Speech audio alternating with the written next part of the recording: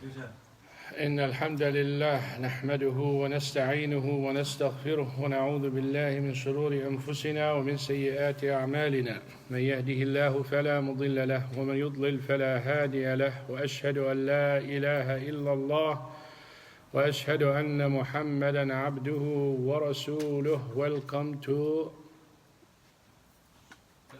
Pillars. Ahsan. Do you know what pillars means? Good. Ask him about it. Friday talk, I see more people excited for divorce than marriage, especially the boys. You know we're talking about divorce, and I made a trick, told you I'm going to talk about haram and halal. Is divorce haram? Okay. What is it? 5 rulings in Islam. Haram, wajib, makruh, mustahab, mubah, or halal. Halal is the neutral one. Haram, you get punished. Makruh, you don't get punished, but Allah doesn't like it, subhanahu wa ta'ala. Wajib, you get rewards, and you must do. Mustahab, your choice, but you get rewards if you do. Divorce falls into makruh. Makruh, it is disliked, allowed, but Allah subhanahu wa ta'ala wants the family, and He wants good family. And He rewards so much for people who unite families, and warns so much about a woman asking divorce for no valid reason. She will not smell heaven if she asks for divorce without a valid reason. Divorce is the last choice that Allah subhanahu wa ta'ala allowed. We said that we have 5 necessities. Daruriyat khams, religion. Number 1 reason why you created for religion, to worship. Number 2, your life. You have to be alive to worship. Number 3, your brain. You have to comprehend the command so you can worship. Number 4, money. You have to have money so you can live. And number 5, family or offsprings or progeny, so you continue to exist. Well, this is number 5. Marriage is number 5. You want to have children, so you continue to exist and worship Allah subhanahu wa ta'ala. We said marriage is a wonderful thing. In fact, it's a blessing. In fact, you should not be single. In fact, it's rewarding. In fact, it's a protection. 50% of your religion is completed because of marriage. Most of the sins that people commit because of the opposite gender. So when you're married, you save yourself that 50%. That is provided you're married for the good reasons, because you want to chaste yourself, because you want to have a family, because you want to have children and raise your children. If you're married for other reasons, then naturally either your marriage will not last or it will not be a blessed marriage.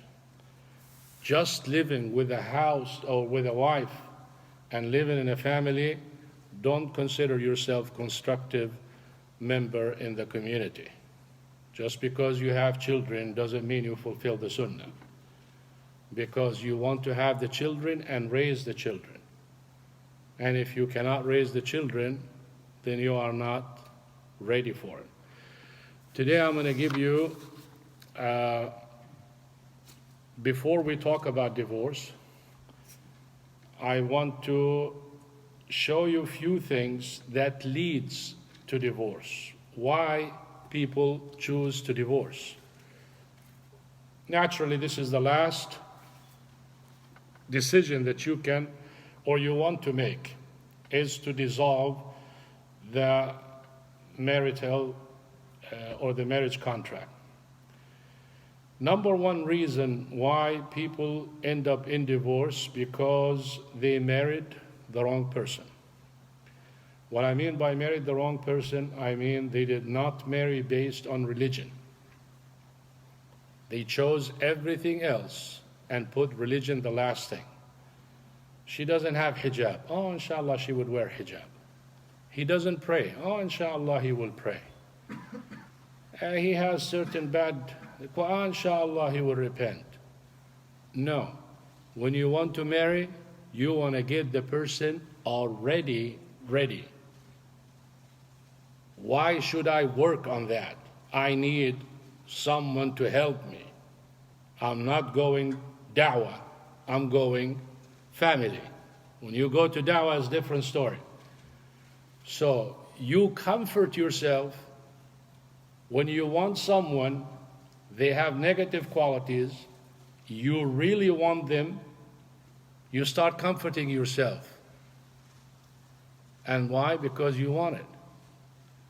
You see a beautiful girl, you want the beautiful girl because she's beautiful, you start making every excuse for her that, oh, there are so many girls wearing the hijab and they are horrible. Oh, mashallah. So you're saying that when we take the hijab off, we start becoming wonderful? What are you trying to say? This is like someone will tell you, oh, you know, my so-and-so son, because his family were teaching them and pressuring them, you know, when he went to college, he became a kafir. Now, became a kafir, he started doing all of sins. Well, probably if you let him go from the beginning, he'll be a kafir, not just doing sins. But comforting is our main problem. We try to find excuses for our bad behavior and try to compare yourself with bad instead of comparing yourself with good. So religion is number one. If you did not marry the right wife or the right husband, don't come and say, well, she doesn't listen to me. Of course she's not. Because she doesn't know what listening to you means. You're just a person. Marriage or no marriage, still a man. Well, this man is different man. This man is your husband. And this woman is your wife. It's not like somebody in the street. This one, you're responsible for her from A to Z. If anything short, you're accounted for it. You can go to hell because of your wife. And you can go to hell because of your husband. So if you don't understand this, religion is so good, because if a couple comes to me and they want to mend their relationship, what do you think I'm going to do to them? I don't have a stick. I'm not going to put them in jail. I'm going to remind them of Allah subhanahu wa ta'ala. That's all I can do. Now, if I try to tell the brother Allah subhanahu wa ta'ala, he doesn't even know in what direction Allah subhanahu wa ta'ala is. What do you think he's going to take from me? Nothing. If I tell him, he said in the Quran, what Quran? He doesn't know, he probably doesn't even know how to read the Quran. Prophet Muhammad, I guarantee you he doesn't know his father's name. And then so you don't get anywhere. But when you talk to someone who knows, then, oh yeah, I never thought about that. Because it brings you back to Allah subhanahu wa ta'ala. So make sure, number one, to marry the right person. Number two, manners. No respect. You treat your wife different than you treat other people, and you treat your husband different than a guy. You may get upset at your brother and call him a dog, but you don't call your husband a dog. Even jokingly. There's no such a thing as a joke like that. You don't call your dad a dog.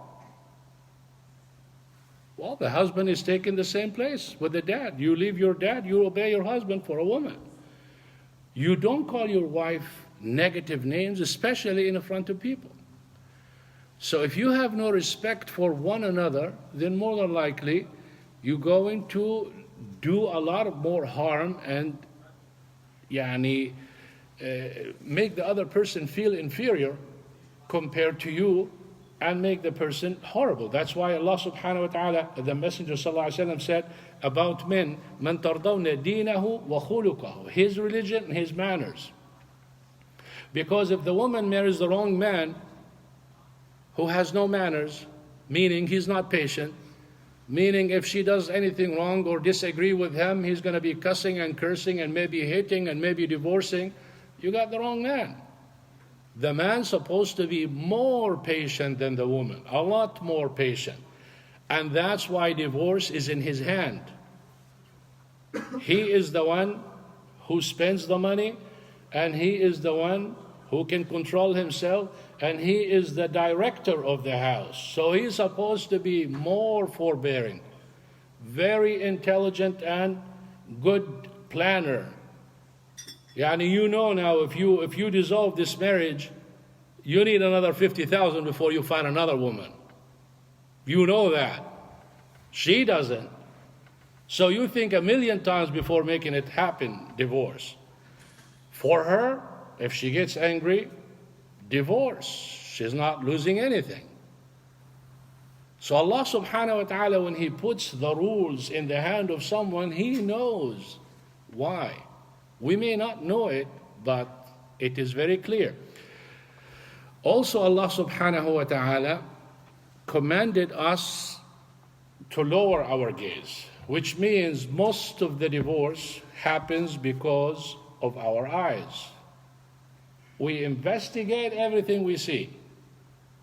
We have no discretion on who's in front of you. You look at your sister the same way you look at someone in the street, whether the woman is wearing hijab or not wearing hijab, whether you are alone or not alone, your eyes the same. Never even try to lower your gaze or to not put yourself in that situation where you end up looking or tempted. Why do you think you start seeing your wife not looking so good? Because you looked outside. Why do you think the wife does the same thing? Because she looked outside. Now, if the minute you look, you turn your head, if you don't put yourself in a relationship where you have to sit on the same table and drink the same coffee under quote unquote my sister and my brother and my friend and my colleague and we are doing a project, what a liar. Project? You know, Allah subhanahu wa ta'ala, if we know Allah subhanahu wa ta'ala, if we know Allah subhanahu wa ta'ala, we know that He told us to never be alone, or to never look again, or to never mix, or to never think of yourself righteous, because He created you. He knows what you will do. And He knows how easy to deviate. When I'm sitting on the table with another woman talking and everything, you think we're just talking, right? And your eyes doing what? And just like one person one time told me, we were in a meeting, I sit far away from the table. Why, Sheikh, come and sit with us on the table? I said, sit on the table, at least let the sisters sit on the corner of the table and the guys in the front of the guys. When I sit here, another sister here, where am I going to look? Oh, no, she's not my sister. Not even close. And then he was trying to make me look down, basically. And then he was saying, oh, we don't look and all that. She is and they are and all of that. And then one time, I don't know what, I asked a question. He said, oh, that one with the mole right here in the corner of her nose. And I said, yeah, that one. I thought you don't look, brother. He knows the definitions of the face, where everything is. And then we come and we say, it's okay. So you go to your wife and you start comparing. And maybe you don't tell her. Maybe you don't say it. But deep inside, you saw something better. And deep inside, she saw the same thing. The guy is, mashallah, I will tell you the story how yesterday I took my wife to Dallas and we went to the tower and we had this and that. And the night before, that wife had a fight with her husband because he wants to take her to McDonald's and she wants to go downtown. And, oh, go check that guy. Look what he does and what kind of life he's living and all that. A war in the house. Why? Because she's sitting with another man or he's sitting with another woman. Most of them liars too. Yeah. Every time you see a picture on Facebook for a couple happy, they're not happy. It's a reflection of the feeling, the bad feeling they have, just like the arrogant person. Why you think you're arrogant? Because you have a deficiency that you want to compensate. If you are confident, you're confident. You don't need to do anything. If you are content, you're content. You don't need to show anything. And if you are happy the same way.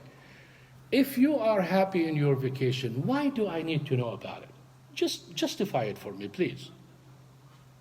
Okay, I am a relative. Maybe you want to kill me because that's exactly what happens. Why the world want to know about you? Why you pose and you smile? Why don't you take a picture when you're fighting? No, answer, ya Sheikh, answer me. Inti. Answer me. Why? Why you take a picture and you show the world? Just tell me why. Give me a positive thing about it. You just want to tell the whole world that you're happy. Who cares? Who cares you're happy? And the sad part is people believe you. And they build on that misunderstanding and fight with one another. They go, oh, mashallah, every day they are in a different country. Every day they're in a different restaurant. What a miserable life. What a miserable husband. This is the ideal family, mashallah. They never prayed in a masjid. They don't even know where the masjid is. They are in the lake and they are in the museum and they are in this and that. What kind of life is this? What kind of a life is this? Wallahi, I feel sorry for people like that. Wallahi, when someone goes and shows all of this, the first thing comes to my mind, where do they pray? How do they pray? What is halal? What is haram? What kind of a life is this? Every day you are somewhere. You are from this party to this party, from this wedding to this wedding, from this country to this country. People, when they retire or get close to retire and they focus on serving Allah subhanahu wa ta'ala, the only thing that prevents good people from going, see that they're talking when I'm talking because it's not an interesting subject, right? Astaghfirullah. Qulu astaghfirullah. Astaghfirullah al-azim. If you don't live your life for Allah subhanahu wa ta'ala, you will not live happy. You will never be happy. If you don't lower these eyes down, you will never be content with your marriage, even if you marry the Miss Universe. And then the next year you divorce her and you marry the next Miss Universe, you're going to be miserable in every marriage. Because beauty is everywhere. And beauty is different kinds. And no one possesses all the beauty. And any times you don't have a certain things, you're going to find it somewhere else, you're going to look at it. You will be like animals exactly. Because all you're looking for is desires. But when you are living for the sake of Allah subhanahu wa ta'ala, you're content with what you have, you don't think of other things, you live happy. Number 4, equality. The woman wants to be a man. And the man wants to be a man. So you have 2 men in the house. And then, how can you make it happen? The sad part is women trying to ascend to the level of the man as if the objective is to get to his level. That's not an objective. He is in a place and you are in a place. It has nothing to do with height. In fact, both of you in a high place, but each one with a different responsibility. So if you want to go to his so-called height, you're not really raising yourself. You're just abandoning your post and you're going to a different post. This is like a basketball team. You have a forward and you have a guard, and the guard takes the position of the forward and the other one, and you have a messed up team. It's the same thing. But both of them have wonderful place. Each one does perfect job. This guy good in forward, and this guy good in guard. Good team. If you switch them, it's not going to work. Allah subhanahu wa ta'ala knows what the woman can do and knows what the man can do. So the woman doesn't need to compete with the man because she has a wonderful place. And her objective is not the man, not to reach the man. He's not in a position much better than hers. She is the one who raises the generation. She is the one who brings the children. She is the one who raised the man. The women are the one who make the men, the real men.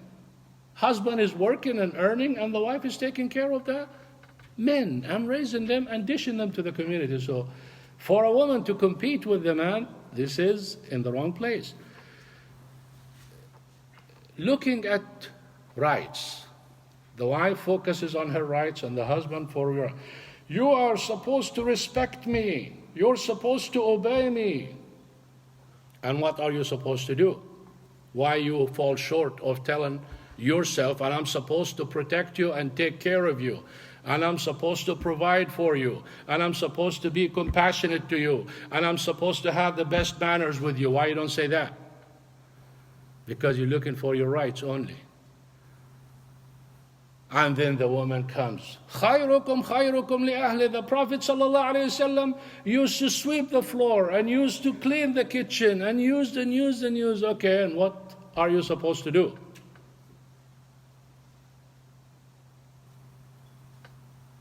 Tell me, what's left? Nothing.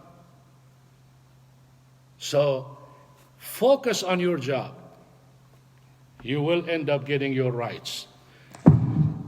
Saraha. Truthfulness. Husbands and wives are not truthful.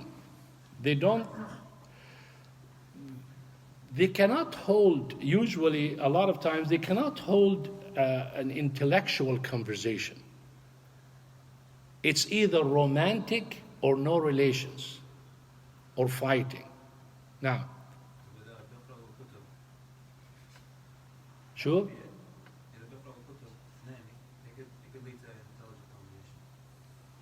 Can you repeat what he said? They read books.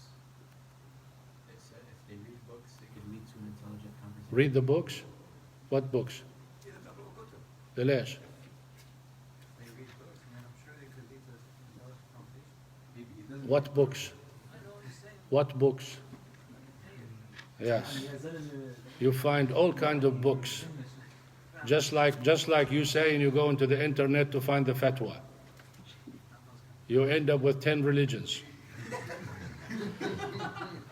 If you're not, the right thing to do is, that's what I'm saying. If the father and the mother know, then they will teach and they will know. How many of you, your parents taught you at the age of 13 or 14 what happens and how you purify yourself and what happens if you have wet dreams or what happens if you have this and that? How many?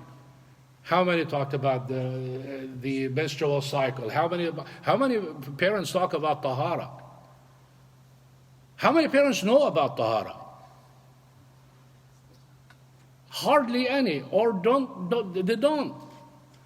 So your salah is messed up, and your fasting is messed up, and your whole religion is messed up because haram or shy or. The Prophet ﷺ said at the age of 10, separate between brothers and sisters in the same room. They don't sleep in the same bed. Age of 10. The Prophet ﷺ told us at age of 7 we need to teach children how to pray. at age of 10, they need to know the rules for tahara because it is time. It could happen any minute they become mature. What to do then? Do you know that you have men in their 60s that I've known that they have no idea that when they have intimate relationship with their spouses, they have to shower. They don't know. Yeah, when you think about people like that, you feel sad for people, those people who attend the masjid and those people who pray and those people who are good, they do that. So your parents don't teach you, and that's why imams have to provide all of this. And many people, imagine when subhanallah, you go to public school, I don't know public school at what age? 6th grade or 7th grade, they teach you the whole world. They teach you everything, haram and halal and everything, right? What age? 6, 7 graders or so? No, mashallah, they probably teach you Quran and Sunnah and everything until you are 15, right? What? Tell me, what age? You don't know? يا نعم تفضل واحد يحكي يا تفضل يا شيخ. What age? والله ما شاء الله. So you don't know anything about the birds and the bees? He doesn't. Are you talking about elementary, like in public schools? Yeah. Yeah, like around 6th grade. They teach you, right? Thank you. What age? Reproductive systems and all of that. 6th grade is 6th grade. Thank you. 6th grade. Yeah, alhamdulillah. Okay, and when it comes to Muslims, no, you can't talk about that. This is haram or shame or shy, or you don't talk about that stuff or whatever. And then sometimes let me give you a real fact. One father put his son in the school. Naturally, he was above 6th grade. So on the way back, he said, Dad, where did I come from? So the father trying his face red and green and blue and trying to figure out what to say. He said, well, you see, son, Allah subhanahu wa ta'ala created Adam, Prophet Adam alayhi salam, and then he created Eve. And they got married and they have children, and mashallah, and the children got married and have children and everything. And then I got married with your mother, and then here you are. He said, So it passed, the son is silent. He said, son, why did you ask? He said, because I thought we came from Palestine.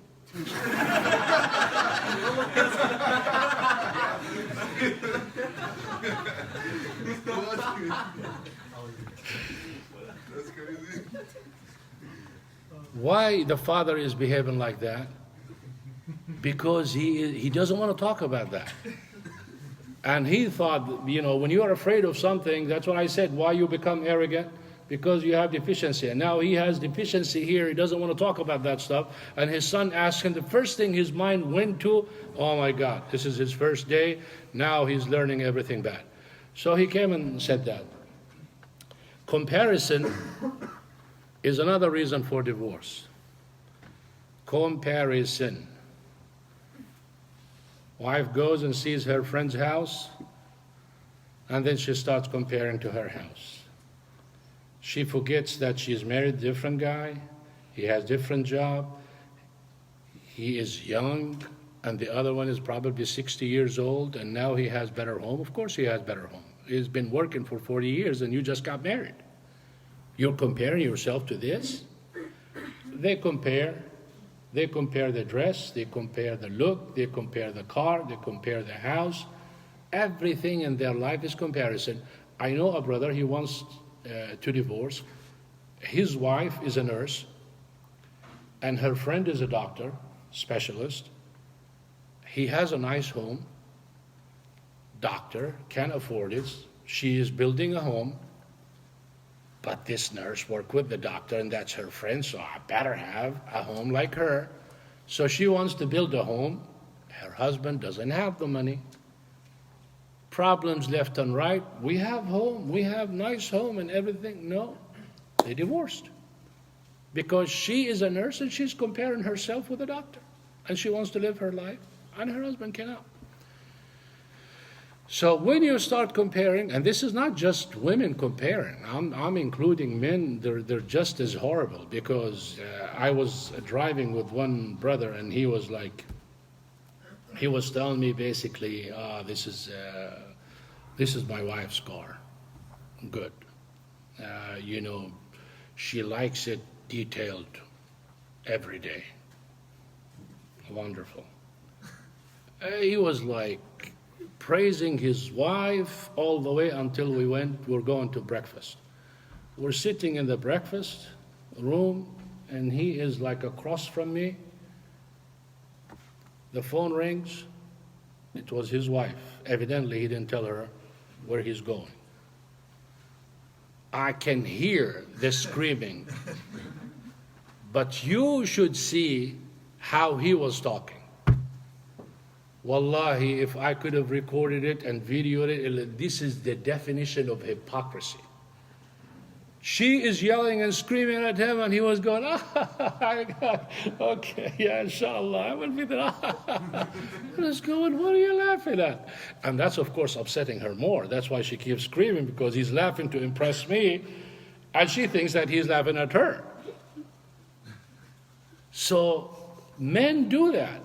Men brag. And women want to compare. That's a reason for divorce. I said truthfulness, meaning you never sit and tell your wife what you like and what you dislike, honestly, and she listens to you without being upset. And the only time you can say that without getting upset, if you do it at the beginning of marriage. Why at the beginning of marriage? Because you don't know much about her and she doesn't know much about you. But if you do it after, then she's going to think, and he's going to think about past problems you have. It's like if you come in before marriage, immediately after marriage, you say, by the way, my tea, if you ever make me tea, watch my words, if you ever make me tea. Don't you dare say when you make me tea. If you ever make me tea, if you feel like it, you do it. I like 1 teaspoon. She's going to say, okay, 1 teaspoon, no big deal. But imagine if you had a problem before, you told her that, and she keeps making it sweet. And now you tell her, if I like my tea, I like it this way. She says, and here we go again. Now, you don't want to forget that. You always want to, I'm just telling you what I like. But it's the wrong time. So when you get married, I told you the story before. Tell your wife what you like and what you dislike, and she tells you what you like and what you dislike. You prevent divorce. Patience is a final thing. Men loses it. It's okay for women to lose it because they are not asked to be as patient as men. Allah subhanahu wa ta'ala forgives women with even main worships, salah and fasting, because of their nature. So the man has to understand, if Allah subhanahu wa ta'ala gives that huge of an excuse for the woman, you need to do the same. That's why you have to have more patience than the man. If nothing works, then you go to judge. حكما من أهله وحكما من أهلها.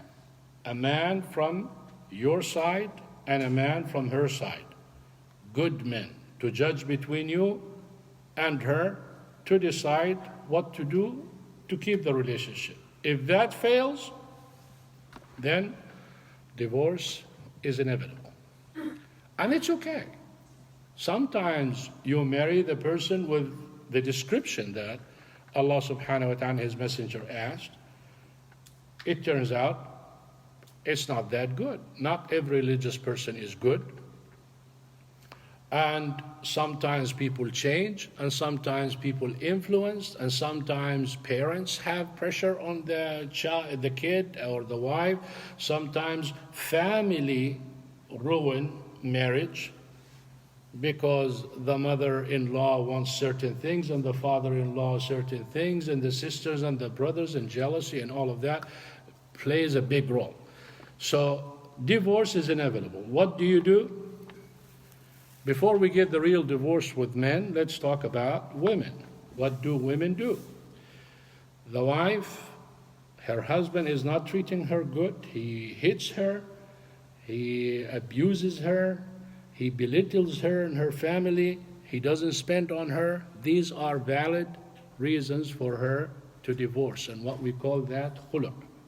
Khulu' is basically divorce, but it is from the wife's side. The husband has the power in divorce. But if the husband is not doing his job properly, then the wife can ask for that divorce. She has to prove what she's saying. The husband lives overseas, or she lives overseas and here, and she can prove he did not send me any money or anything for me or my children, then that is ground for divorce.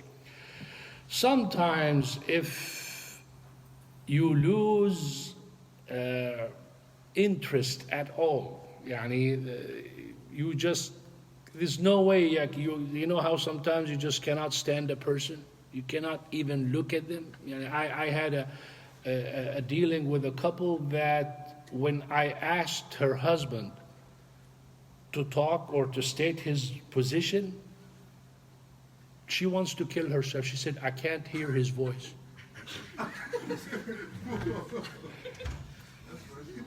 Literally, she was like in pain. Now, naturally, when you get to that level, divorce is better than marriage, because marriage is supposed to be based on love and harmony and good. If you live this life, then you're not going to have a healthy family. So the wife can ask for divorce. This is khulu'.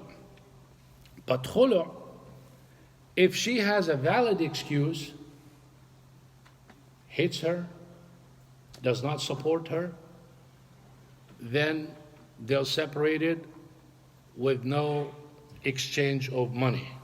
Meaning, what she has, and what he has. And if he did not pay her dowry, he will have to pay her everything he owes her. If she asks divorce simply because, like this woman, she can't hear his voice, but he is good man, he doesn't harm her, he spends on her, she just can't stand him, then there she has to buy herself out. It cost him so much to get her. It's unfair for him, when he is doing everything perfect for her, to just simply because she doesn't like him, she wants to walk away and he has to look for another one and spend the same money. Then she buys herself out. Basically, okay, my dowry, my deferred dowry is $10,000. I don't want the $10,000, just divorce me. That's okay. That's acceptable by Allah subhanahu wa ta'ala. They say, okay, half of that, $5,000. Or, if he wants to divorce without any return, also he can do that. But it's his right to get compensated if she's divorcing him without a valid reason that he fell short of his obligations. This is, it makes sense, and it pleases Allah subhanahu wa ta'ala. If none of that, the husband wants to divorce, then divorce 3. الطلاق مرتان. First divorce. Literally, he tells his wife, you're divorced. Or, get out of my house, go to your family. And he means divorce. So this is up to his intention. If someone comes and tells me, I told my wife to go to your family, and she came back, or I want her back, I say, what was your intention when you told her that? He says, I meant divorced. Then she is divorced. Well, I really want to behave her or to warn her, to threaten her, then this is an oath. If he says like, Wallahi, if you leave the house, I'm going to divorce you. And she leaves the house. If his intention really divorce, then she's divorced. If his intention to scare her, then it's an oath. He needs to expiate for the oath, which is feeding 10 people or clothing 10 people. No, that's the last thing, you're 3. Only Palestine goes to that because they're cheap and they don't want to spend the money. Feed 10 people, clothe 10 people, free a slave. If any of those 3 you cannot do, then you fast 3 days. But cheap people jump on 3 days because they want to save the money. Or they don't know. More than likely they don't know. If the husband tells his wife you're divorced and she is divorced, this divorce has to take place in the right time. Meaning, he cannot divorce her while she is in the menstrual cycle. If she was, then he waits until she's pure. Then if he wants to divorce, he can divorce. If he doesn't, then he doesn't have to.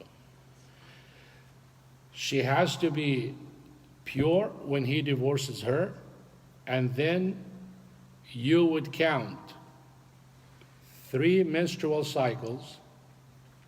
Let's say you divorce today, menstrual cycle next week. So starting from next week, that's the first menstrual cycle. Second, third menstrual cycle. Then when that happens, then she is completely divorced. Now she is like somebody from the street. She's no longer your wife. If you say you want to bring her back, you can, but you have to go kiss the hand of her father and say, I want to ask marriage for you. You got to go from the beginning, basically. You got to go and ask for marriage just like you go for any other girl. This is divorce number 1. Let's say you divorced, and after the second menstrual cycle, you took her back. Okay, you don't have to do anything because she was still your wife. If the 3 menstrual cycles did not pass, you're still married. But that counts 1. You got angry again, you divorced her again. Let's say you brought her back. That's fine. Now, if you get angry and you divorce her, you can never have her back unless you divorced and everyone went in his way. Another man came, married her, real marriage. They did not get along. They got divorced. Now you can ask for her marriage. 99.999999, I don't remember any case that ever happened like that. Basically, Allah subhanahu wa ta'ala is telling you, when you divorce the woman 3 times, there is no goodness in the marriage, more than likely. So coming back, it may work, but there is so much difficulty in it to get it. So this is basically a warning for the husband. It's not like just simply because you told her 1 spoon of sugar for the tea and she put 2. I told you once, you're divorced. And then, I can't believe you divorced. And he said, oh, I'm so sorry. Okay, that's fine. Still counts, divorce. Now get angry another time, and after that you cry. It doesn't matter what you do, you cannot have it. So Allah subhanahu wa ta'ala, He's basically telling you, I gave you that responsibility because you're a man, because you know how to control yourself, because you know you should be able to make decisions. You should not be like a baby. Whenever you're pampered, you're okay. Whenever something, little thing ticks you off, you just go crazy. You're not a man. You don't deserve to have a wife until you become a real man. So this woman that you're dying for, you can never have her. Wait, before you move on, can I ask a question? Now? Before you move on to something else, you said the 3 menstrual cycles. Say there's like no normal cycle. Is the normal time just 3 months to wait until it's like official? Well, 3 menstrual cycles. This is for a young woman, but for an older woman who doesn't have the menstrual cycle, it will be 3 months. But 3 menstrual cycle normally less than 3 months, because you count menstrual cycle to the next, until she's pure. She doesn't have to wait the whole month for that 3rd menstrual cycle. As soon as it happens, she can marry. Some scholars said, and some other scholars said, she waits until she's pure. So if the menstrual cycle is 5 days, okay, it happens today, 1 month, the second one comes, another month, the third one comes, let's say another 5 days after that, so it's 2 months and few days, it's not 3 months. But if the woman doesn't have a menstrual cycle because she is old or because she is young, you count 3 months. Allah subhanahu wa ta'ala said, وَاللَّائِي يَئِسْنَ مِنَ الْمَحِيضِ مِن نِّسَائِكُمْ فَعِدَّتُهُنَّ 3 أشهر وَاللَّائِي لَمْ يَحِضْنَ. وَاللَّائِي لَمْ يَحِضْنَ, and those who did not have a menstrual cycle. And you wonder, you probably go, because you can marry before maturity, but you cannot consummate the marriage. We know Prophet Muhammad sallallahu alaihi wasallam married Aisha before, at age 9, but the engagement before. So the only difference is you don't consummate the marriage. So the woman at that age, she doesn't have a period, so it counts 3 months if that is divorce. And don't ever compare ages, places, countries, times with different places, ages, countries, and time. It is wrong, it is crazy, it is not right. You cannot come and look at the woman now and compare her to the time of the Prophet ﷺ. You cannot look at a woman in America and compare her with a woman in Africa. Everybody, every country, every place, every climate has different ages, different times, different culture. Everything is different.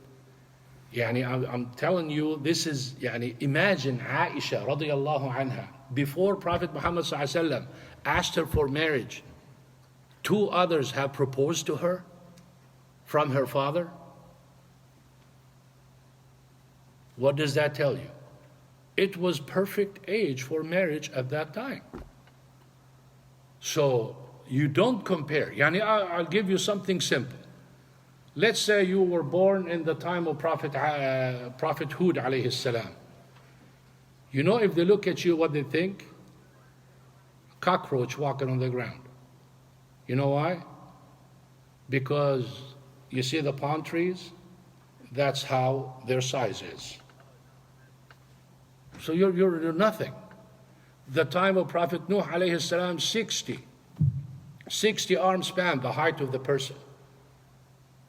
One woman, it was said, I don't know how authentic the story is, but she was sad because her son or something dying, and she was asked by the Prophet, how old is he? And it's like, he's only 325 years old. Ya haram. So he told her, what would you do if you live in a time that the age of the people, they would only live 70 years? Would that really happen? He said, yes. How they pray? 70 years? If I were to live 70 years, I spend it in sujood. Because you talk people live 1,000 years. So you come and you compare now with people of Nuh alayhi salam. And then people come and say, you better heard, she's a baby. Right now, 20 years old is a baby. Can you imagine? My dad was 15. He has the first child 16. And he has 9 children. You don't see like he couldn't support, he couldn't take care of. But if you come and you try it now, they can't pour the milk from the milk carton. So all of those things, don't look at it this way and don't ever think of it by comparison. So this is 3 months for the women who have the period. I'm sorry, for the women who don't, and 3 menstrual cycles for those who do. Tayyib. What happens when you divorce? How many divorce? 3 times. First, second, third. Where does the woman go when she's divorced? If you, let's say you're married, you divorced your wife, what would you tell her?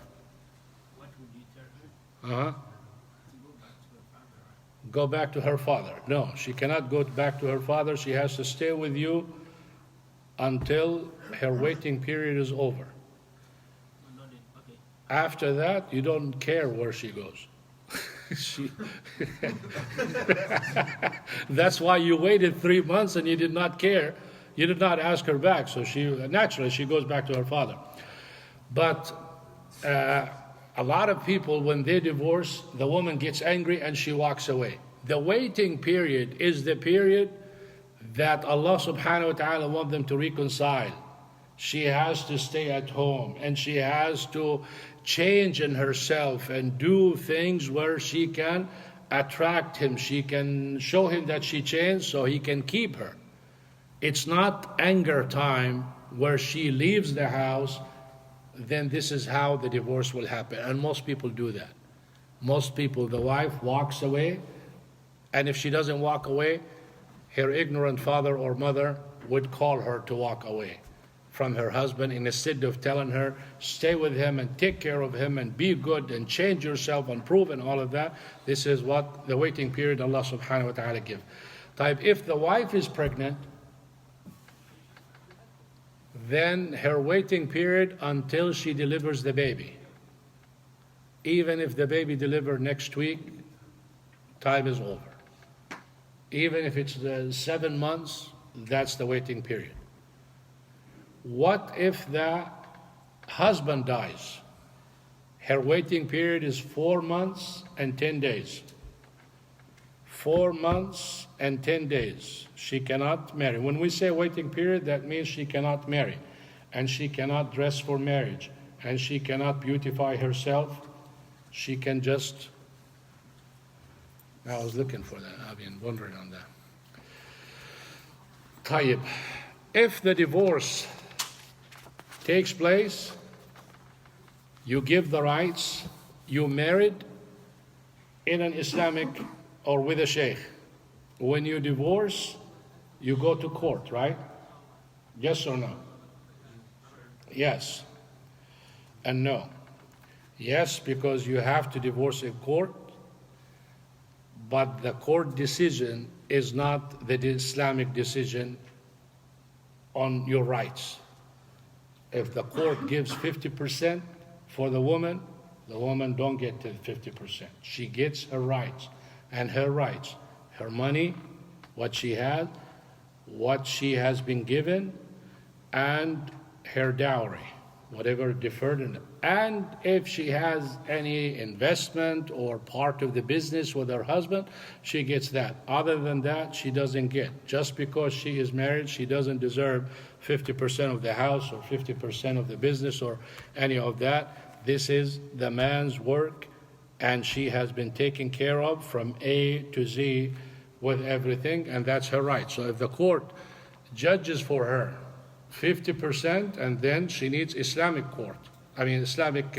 certificate, then she comes to me and said, oh, you divorced? Okay, alhamdulillah, mashallah. How was the divorce? I got half of his house and half of it. I said, why did you do that? Because this is what the court judge said. I'm sorry, you have to give him back, or I cannot give you a certificate. This is not Islamic, it's haram. But I don't have dad, I don't have mom, I am starving to death. That's your problem. Why does he have to get stuck with it? You're divorcing each other, and you want to punish him on top of that? That's not his problem. When the wife is divorced, she goes back to her father. Father is not there, brother, uncle, government, whatever. It's not the responsibility of the husband. Now, the husband, gentlemen, take care of their wives. They give them extra, more than what they have or they deserve, but it's not an obligation. That's what people need to understand. It's generosity from the husband if he wants. Allah subhanahu wa ta'ala said, فَمَتِّعُوهُنَّ وَسَرِّحُوهُنَّ سَرَاحًا جَمِيلًا. Give them whatever things to enjoy if they want. Make them feel comfortable with this, because it's not easy. Divorce is not easy on the husband or the wife. Now, if you have children, you have to go to court, because court is the only one who can decide how much you have to pay for the children, child support, and the amount, and enforce that. If you come to me and I say, okay, you need to give $300 for the child, okay, how can I enforce that? If the husband doesn't pay, I can't do anything about it. It has to be in court. But the job of the imam or the Islamic court is to make sure that the law or the judgment of the law is Islamic. If it's not Islamic, no imam would give an Islamic divorce decree, because it has to be, this is the whole purpose of the Islamic, is to make sure. Just like you came to a sheikh in the beginning, you go to a sheikh at the end. So how do you do it? Let's say you want to divorce, you come to me and I say, what do you have? You have this, you have that. I say, you get this much and this much and this much. You write it, you agree on it, you go to your lawyer, you give it to the lawyer. The wife says, this is what I want, and he agrees on that, and he gives it to the judge, and the judge passes the judgment. The judge doesn't care on what you agree. He doesn't force the man, you have to give her and you have to accept. No, whatever you agree upon, he will accept. So just like you came to the sheikh before marriage, and the sheikh decided how much he's going to give you for the dowry and how much and all of that, you come to him at the time of divorce. And Allah subhanahu wa ta'ala said, وَإِن يَتَفَرَّقَا يُغْنِ اللَّهُ كُلًّا مِنْ سَعَتِهِ. If they separate, Allah subhanahu wa ta'ala will provide for each and every one. So if the wife is divorced, doesn't mean that she's going to live miserable and nobody will take care of her. Allah subhanahu wa ta'ala will take care of her. But if she takes money unjustly, it's not going to take care of her. It's going to be more punishment on her and more miserable life, because haram will never make you live a good life. So make sure you pay attention to that. Next week, inshallah, we will talk about the halal and the haram in details, inshallah. If you have any questions, tfaddal. Yes, so concerning the child support, what does Islam say about it? Like About what? child support. You said the court has to decide how much the husband has to give. Well, Islamic tells you have to take care of your child. So it's we go to the court because the court knows the lifestyle and the economy and what it takes for children to be living. Just like when they come and they tell you the poverty line is the husband making, for instance, with 4 people, $40,000. So based on that $40,000, they figure 30% would go for rent or house payment and so much and so much. And based on that, they tell you, okay, each child would have $200. So they look at your income and they look at the economy and what you can afford, and based on that, they decide. So it is not an easy thing for a sheikh to come and figure all that, so you go to them. If you do it in a Muslim country, then the judge lives there and he is in that and he has experts and people know, so they can decide it. Here we cannot, and that's why we go to court. They are the one who to enforce. If the husband doesn't pay, they can garnish that from their check. So that's why when children involved immediately, and a court is inevitable, you have to do that because they are the one who can do it and who can enforce it. Tfaddal. So you said the amount of time before the lady goes back is 3 months, right? But 3 periods, what's that? 3 menstrual cycles. Right. But what happens if, say for example, there's domestic abuse happening at the house? She feels like she needs to leave immediately because she's being abused.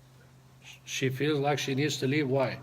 She's being physically abused. Hitting her. Oh, this is different. Oh, yeah. If she is, I mean, no one will tell her stay in the house and there's a threat on her life. No, then she would leave. Sheikh, there are rules in Islam. It has to be so basic to you. When necessity is there, the haram becomes halal. When there is danger on your life, you need to protect it. Don't come and say it's haram to do this and haram to do that, and then you end up dead. Yani Allah subhanahu wa ta'ala wants you to preserve it. So, like I come and tell him haram to steal. Then he comes and asks me a ridiculous question. What if I'm dying? Well, why is it ridiculous? Because you have to comprehend that necessity has its own rules. At time of necessity, you need to take care of your life. So there is no haram. You can eat dirt, not pig, but enough to live.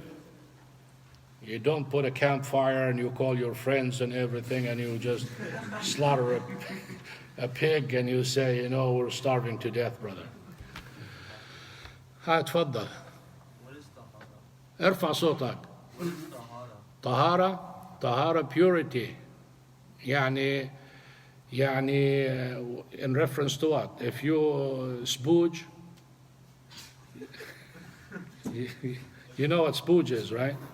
I think so. You can imagine, right? No, just If you go to the bathroom and you spooge. Sheikh, he's asking. If you use the bathroom, this is impurity. Tahara is to clean yourself. That is one aspect of tahara.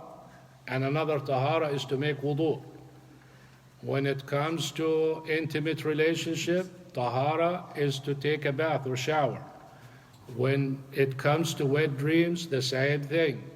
When it comes to menstrual cycle, when the bleeding stops, the woman has to make a shower. That is tahara. So when some of the scholars say the divorce period is 3, she has a menstrual cycle now. Bleeding stops in 5 days. Showers, that's purity. She gets another menstrual cycle. Bleeding stops, that's purity. She gets another menstrual cycle. Some scholars said at that time it's over, even though she's not pure yet. Other scholars said no, you have to wait until she's pure. So the difference is the purity time, which is basically 3 to 7 days on average. Now, you said there was a waiting time on a divorce. If the husband dies and there's a widow, does she have to wait the same waiting time, or is there a different waiting time? if the husband dies while she's in the waiting period, No. So if the husband dies, and is there still a waiting period? Like, is there a waiting period in general? For the wife to get married again. 4 months and 10 days. What is the 10 days about? What is? What is the 10 days about? What is the 10 days? Why is it like 4 months and 10 days? Not just 4. Why you pray 4 rak'ah for Isha? Allah subhanahu wa ta'ala said that time, but other people, the other day someone was telling me certain things that happens to the woman in reference to the husband. It takes this exact time or 4 months exact for the body of the woman to come back to normal before marriage, and then when she marries another man, her body is will be adjusting to the other husband. And they say that I wish I can recall exactly.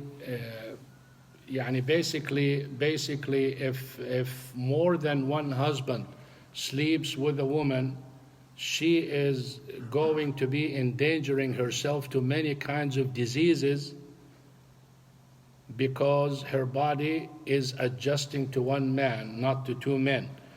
And it takes 4 months for her body to get rid of everything that is for the husband who just passed away, and she will be adjusting to the new husband. So if she marries before the 4 months, this is like she's married to two men. Her body, chemistry and such, is not prepared for a second. This is scientific, but the rule is Allah subhanahu wa ta'ala set that time, and it is perfect time for them. Fadl. Why do you think it's an increase of divorce rate? Why do you think a lot more people are getting divorced as this? Well, the reasons I told you, the reasons I gave you, did you come late? Yeah. That's why. We said many reasons, but some of them you're marrying the wrong person. You don't have the patience. You look at every woman in the street and she looks at every man in the street. Relationships, you're trying to compare yourself with other people. She's trying to equate herself with you. And many of those reasons that causes the divorce. But the majority is you did not pick the right person, religious-wise, and vision, eyes. Those eyes put you in hell, literally. Look how the Prophet ﷺ said, لَكَ الْأُولَى وَعَلَيْكَ الثَّانِيَةِ. The first look is yours. Sudden look. Look will never give you satisfaction. Everything needs to, vision, you enjoy the look when you repeat it. If you don't repeat it, you enjoy nothing. You looked and you saw something pretty and you turned your head, nothing. Now you turn again and you look and you start enjoying. And that's why many, answer your question, you look at your wife, nothing really exciting for you. Because you've seen a million women in the street and there is no difference. But when you lower your gaze and you see her, everything is so good. And that's why the people who lower their gaze when they marry, they enjoy their marriage to the max because their eyes are enjoying, their ears are enjoying, their hands are enjoying. Everything is enjoying because you haven't done or tried any of those things. But when every woman you see, you shake her hands, it's no big deal for you when you touch your wife. Or you look at your wife, or you listen to your wife talk noise. Every other day somebody hugs you and tells you, oh, okay, take care, I kiss you, love you, habib, or whatever, all that. My brother. What brother? تفضلي. I hear different types of ways to be closer after intimacy or menstrual cycle, and I heard that some people said when you make it, you're supposed to say the shahada while you're cleaning your body. Is that true? No. Whenever you shower or whenever you make wudu, at the end, you say, لا إله إلا الله وحده لا شريك له له الملك وله الحمد وهو على كل شيء قدير اللهم اجعلني من التوابين واجعلني من المتطهرين. This is a dua. It's not like you became kafir and all of a sudden you... No. So this is just a simple dua. تفضلي. So when you know how you say you don't want to marry the wrong person. So when it comes to finding the right person, do you just recommend praying istikhara? Is that the most that you can do about it? If you completely... I'm sorry, you expect a man age? No, you know how you said you shouldn't to avoid divorce, you don't want to marry the wrong person. But let's say before you get married, how do you know that it's the right person? Would you just... Before you... That's why your parents play a huge role. But what if they don't play a huge role? Let's say, for instance... Well, if they don't, that doesn't give you a free ticket to commit haram. No, I'm just saying, about, just praying, about the right person. Do you just pray istikhara? Then you need istikhara. Istikhara is after, you saw the man and you made your decision, you make istikhara. It's like you saw the man, you're pleased with his looks and you're pleased with his religion. Now you make istikhara to say yes or no. And you base on that. If your parents are not playing a role, they have to. You find someone else. You find a friend. You find anybody, someone who knows. Look, if you know the parents of the person you're marrying, that's a big help for you, because usually children follow their parents. Not necessarily 100% all of them, but if the parents adhering and you see the mom caring, she checks on her daughter all the time. Where are you at? Who's with you? Come home. It's 11, it's 12. The son like that, then she has someone watching over her and someone watching over him. But when you see the person is coming and going and the mom is probably in hookah in hookah lounge, and the wife, the daughter and the son is somewhere else, then you're not getting the right person. So you look at the family first. The family comes first before the person. So if you saw someone you like, you tell your mom or your dad, they check on who is that daughter, who are their parents, or who is that man, who's his parents, and then they ask about them. The best place to ask is the imam. If the person is not connected to the masjid, don't expect goodness from him. If the person doesn't go to the masjid, I don't care if he does qiyam 24/7, he's not good. He's not fit. Because if you don't like to be in the house of Allah subhanahu wa ta'ala, you have a major problem. It's either you are attached, you're attached to your business, or you're attached to dunya, or you're attached to your friends, or you have a different life. I'm not expecting you to come every day or every salah, but you have to have connection. The imam has to know you. If I call the imam and I ask him about you and he says, who's that guy? I don't know him. And I start describing him and everything, and he turns out that he never seen you in the masjid, that's not a right person for you to get. Same thing with the girl. Nowadays, I'll just go to Facebook and all of those accounts and see how the woman is dressed and who is her friends and where she hangs and what she posts and all of that. You can read the person from their own writing. Reputation is everything for you. I don't care what you do. Take care of your reputation. Take care of who you hang with and what you write and what you post. It might not hunt you now, it will hunt you later. Later, when you desperately need it, you might find the right woman or the right man, and everything is so perfect, and you would think that this is a perfect match, and then they find something written about you, boom, blows everything away. But what if it's like not true though? What if it's slander? What if it is? Like what if it's like not true? Well, that's what I'm saying, from you. And of course, I'm not saying that if you find something, you're going to swallow it. I'm saying if you are posting something, it's your page. It cannot be untrue. You're the one who did it.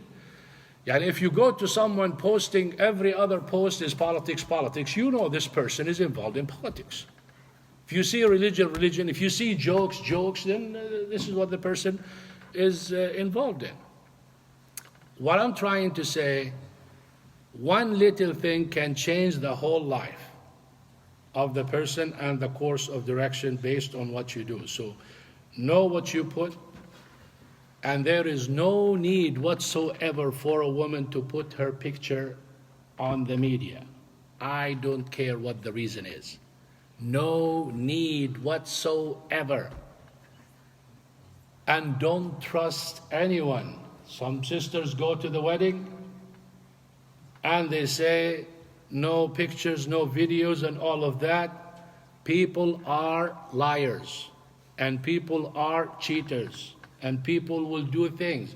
If you say, this video only with my friend, it will never stay with your friend. Her friend will see it, and her friend will see it, and her mother will see it, and her mother friend will see it, and everyone will tell the other one, but don't show it to anyone.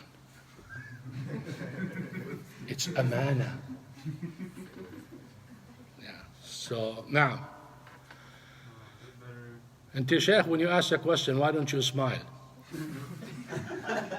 You make me nervous when you ask. Is it better if you learn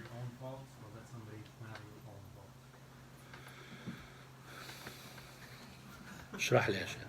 He's asking if it's better to learn your own faults or have somebody like tell you. Wallahi, Sheikh, most of the disaster of the children nowadays, they don't listen to experienced people. They want to experience failure before they succeed. And that is failure itself.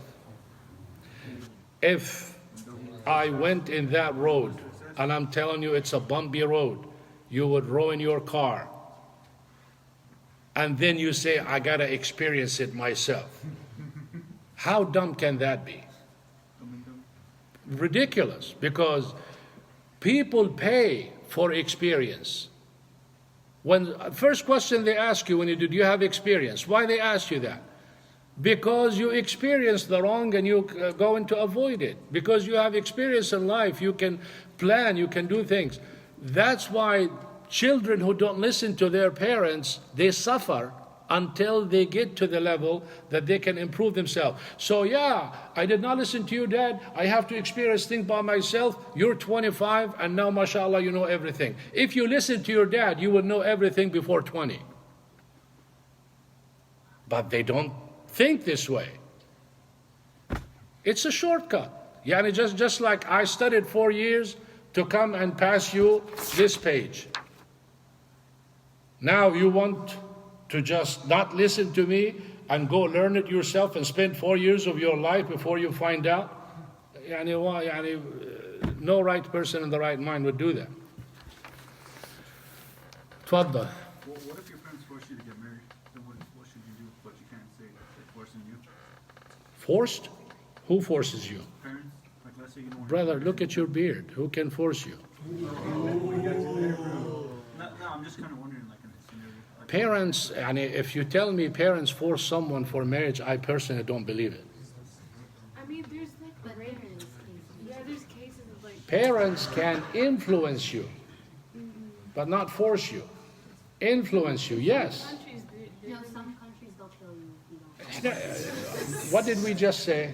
You're an American. But even here, If, they if, threaten. or they kill you. well, that's why there is sheikh, there is law, there is everything. Nobody. I mean, but like, Shh, shabab. it's still the girls are not gonna say they're getting forced because they're too scared to say it, so they're just gonna go with the marriage. Naturally, nothing perfect in life. Yes, there are some people who can force, or threaten, or influence, or do things. We're talking majority don't do that. And the rule for the majority, those who are forced, what can I do? They have to figure out how to protect themselves and how to take care of themselves. We cannot make rules perfect. Allah subhanahu wa ta'ala's rules, people are not taking it perfectly. So yes, you will have some people, the parents are wrong. So what else can we say? They're wrong to do that. Can we change anything? If you come to me, I can tell you what to do, but it's only advice too. Aywa Sheikh, last question. Tfaddal. Okay, what about like a woman that find out that her husband cheat on her, and when you try to look it up, we find out maybe she didn't make the right decision, she didn't choose the right person. Like let's say the religion. Sheikh, you gotta understand, Habibi. He's talking, what if a woman, husband cheat on her, right? You can choose the right person and cheating will take place. You can choose a very righteous person and cheating will take place. And you can choose a bad person and cheating will not take place. There are always exceptions, and there are always circumstances, and there are always temptations. That's why you avoid that. Husband does not cheat, but because of open relationships. When you and your friends sit in the same room and eat on the same table, expect that. When you don't observe the laws of Allah subhanahu wa ta'ala, expect the cheating and expect the comparison and expect the dissatisfaction and expect divorce, expect all of that. Anytime you do that, you cannot sit with your wife and your brother and his wife together. You just can't do that. I mean, casually. I mean, you can be maybe in the same room talking or something, everybody in his own world. But, you know, for my sister-in-law, I'll joke with her and I talk with her and I laugh with her. Haram. In fact, the Prophet ﷺ gave stern warning. He said, Alhamu al-maut. Your brother-in-law is death. Death better than that. You know why he said that? Because people belittle that. Oh, he's my cousin. Oh, he is my friend. He is like my father. She is like my sister. She's like my mother. Because people belittle that, the Prophet ﷺ made death better than that. Because that's where evil starts. Imagine when the Prophet ﷺ tells you this. No temptation I left more dangerous on you men than women. No temptation, nothing more dangerous than women on you. And every time the woman steps outside the house, Prophet ﷺ said, Shaitan comes immediately to her and start telling her things. Fix your hijab, fix your eyebrows, go brush your teeth, go do this and go do that, so she would look perfect for outside. And women look 10 times more beautiful outside than inside. Every man testifies to that. Brother testify, husband testify, father testify. Why?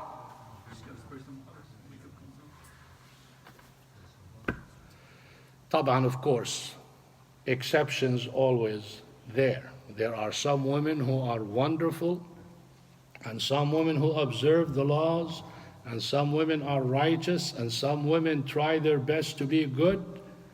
We're not talking about those. We're talking about, unfortunately nowadays, the majority is deviating from the truth because of that. So eyes and mixing is number one cause for divorce, in my opinion, and not choosing, of course, the right person. Now, I have a question. So you know how they say men can have 4 wives, right? So say they're married, right? But they don't tell the other one that they're marrying someone else. Is that grounds to divorce them? Or married? Do they have the right to not tell you that they're marrying somebody else? You mean another wife? Yeah. Do they have to tell you? It's illegal to marry another wife. You agree or disagree? Agree. If someone comes to get married and tells me another wife, I will chase him outside my office with a stick. But I'm saying if like they're already married and then he goes to find another wife and he gets married or he's Saying it's illegal here. Yeah. Yes. But if you're in another country. Well, again, when you're in another country, go to another sheikh. I'm talking about like We are Americans, we live in America, and we go by the law of the land, and it is against the law to marry another wife. So if someone comes and tells me, I will not engage them. Now, I just have a few announcements before we end. have إيش؟ Announcements. and إيش؟ Announcements. شو أنت طيب إذا announcement حامل الباب. Brothers, let me make an announcement for you. All of you rich, I have no doubt. All of you can afford some money, I have no doubt. All of you should pitch in for the masjid. He feeds you every week. It's unfair. Naturally unfair. You would not like to do it. I mean, they get the hasanat, yes, but you're generous too. Buy whatever they are giving and donate whatever you can, and it's not money going away. You get the reward of anyone who eats, and Allah subhanahu wa ta'ala gives you your money back. There's nothing better than charity. Don't be cheap before 20. You're going to be so cheap after you die. You're going to die and leave the money behind you. Enjoy your money by giving your money, because it comes back to you and it comes more. And you would start to like money to give a lot more than receive. So I want you to participate. Don't just look at it, oh, someone else, the pizza just fly by itself and comes and sits and stack itself over there, and you just come and eat it, mashallah. with all due respect, we tend to think this way. No, get out and start thinking, I'm a contributing part. Give. Don't come with your pajamas and underwear and just have nothing in your pocket or your wallet. Put money in. Sisters, same thing. Stop your phone and stop texting, start paying. Money is not for you to really save or to spend. Spend it in the sake of Allah subhanahu wa ta'ala. That comes more. So go ahead, collect. Wallah, each one of you can afford $100 a month. Wallah, you can afford $100. Brother, don't look at me like that. Your beard is longer than mine. If your dad doesn't give you $100, then you got the wrong dad. How many of you work? Mahlakum, you don't work. You should be all of you, brother. What are you? Thank you. I'm sure you can give $1 from your minimum wage. Everybody, just wallahi, an advice. Wallahi, you will enjoy it and you will feel good. And Allah subhanahu wa ta'ala will give you more. Look how many, when was the last time you cut your hair? Let's say a year, صح? At least. 3 months? 3 years. Imagine those wonderful weird haircuts. They spend $40, $50 on each haircut and probably twice a month. Look how much money you saved. Give it to him. تفضل شيخ, make your announcement. So yeah, that was the main one. So inshallah, we're planning a very big event, inshallah, for the Super Bowl. That's February 2nd for the guys, of course. We already had an event for the girls last week. It was the yogurt and chill, I think it was. But inshallah, we're going to have the Super Bowl event February 2nd. We're going to have pizza, we're going to have wings, we're going to have everything. So inshallah, we need y'all's contribution, inshallah. It's actually going to be between UTA and Pillars. So we're going to have UTA students, we're going to have Pillars attendees. And then one more thing is inshallah. Finish. سبحانك اللهم وبحمدك أشهد أن لا إله إلا أنت أستغفرك وأتوب إليك.